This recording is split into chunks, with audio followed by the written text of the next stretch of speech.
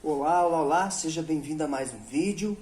E o livro de hoje é um livro do Pílula e do Reinaldo Lopes, né? O Pílula até tem um canal no YouTube, que ele é um biólogo, né? Um estudioso da biologia, e que ele faz lives e surgiu bastantes lives sobre dele, principalmente por causa da pandemia, na época da pandemia, mas ele marca assim para mim, o que marca nele é a parte simples, da maneira com que ele fala de maneira simples para a gente entender, né? Porque a gente sabe que quando a gente estudou biologia tem uns termos bem bizarros assim para entender, né?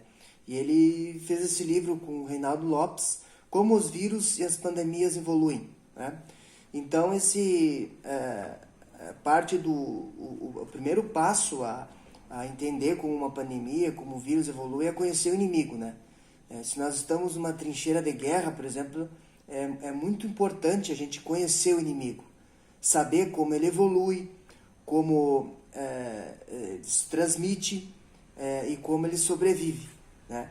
Isso num vírus, analisar o comportamento do vírus é muito importante, né? Como as vacinas são produzidas, deve-se estudar, né? Como do coronavírus, por exemplo, que é uma pandemia bem marcante para nós esses últimos anos, que ainda está aí, né? Porque ela foi eclodida da natureza e ela está por aí, a gente vai ter que conviver com ela.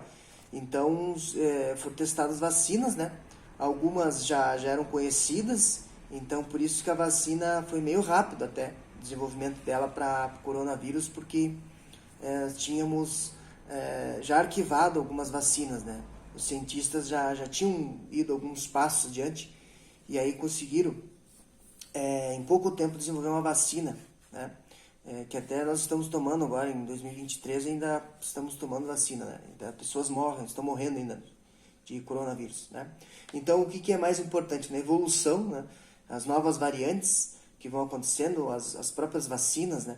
Tem vacinas que já estão vindo contemplando as novas variantes, porque os vírus evoluem, né? A transmissão, né? Se é por contato, por espirro, pelo sangue, né? Pelo ar, né? Como que elas se transmitem, esses vírus, essas pandemias, é um ponto importante da informação, de buscar informação sobre isso. E a sobrevivência, né? Como o coronavírus, por exemplo, nós somos instruídos a usar álcool 70%, porque o a mais de 70% ele vai evaporar muito rápido, não vai matar o vírus, e menos ele não tem eficiência para matar o vírus. Então é a sobrevivência dele, porque isso é estudado no laboratório, são feitos testes, né, para ver isso. E já se conhecia bastante sobre o comportamento do vírus, né? Porque, de maneira geral, as pandemias acontecem por vírus e não por fungos, que seria bem desconhecido nós se houvesse uma pandemia por fungos, né? Seria bem estranho e bem difícil de começar o estudo, né? Daí nós viveríamos ali num The Last of Us, né? Seria bem difícil, mas não é possível, até o presente momento, na evolução, pandemias com fungos, né? E o livro trata sobre vírus, né? Que é como surge a maioria das as pandemias, grandes pandemias, né? E é interessante notar que o vírus ele tem algumas características que ele vai selecionando, essas novas combinações que vão formando novas variantes, sua evolução, vai passando de geração para geração. Só que a maioria dessas mutações, porque o vírus é um pedaço de DNA ou de RNA. Ninguém sabe a origem, né, do vírus, na verdade, né? Depois eu vou dizer aqui algumas hipóteses do surgimento do vírus, mas não se sabe certo qual é a origem do vírus. Mas esse pedaço de DNA que é o vírus, o RNA, ele vai passando de geração em geração, só que ele vai sofrendo mutações, mas a maioria das mutações ele não leva para a próxima geração. Mas quando uma mutação dá certo e ele sobrevive, essa mutação é levada adiante na próxima geração, né? e vai evoluindo. Os vírus evoluem também, né? O vírus é como uma espécie de pendrive, né?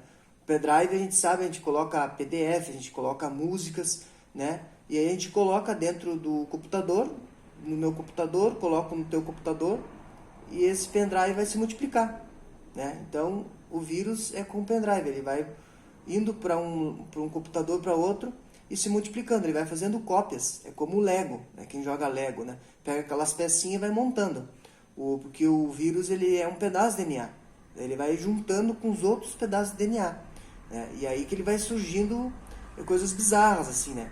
Como a febre, a